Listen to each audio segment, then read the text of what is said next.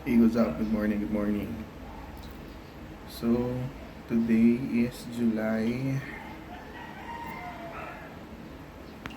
13. So, kakatapos lang ng shift. First day ng night shift after ma-hospital. 9 hours of shift.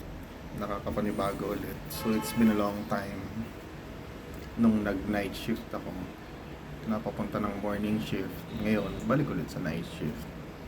So, malaking adjustment, malaking pagbabago ulit. But, kinaya naman, kaso sobrang antok. Hindi kasi ako nakatulog na maayos kahapon.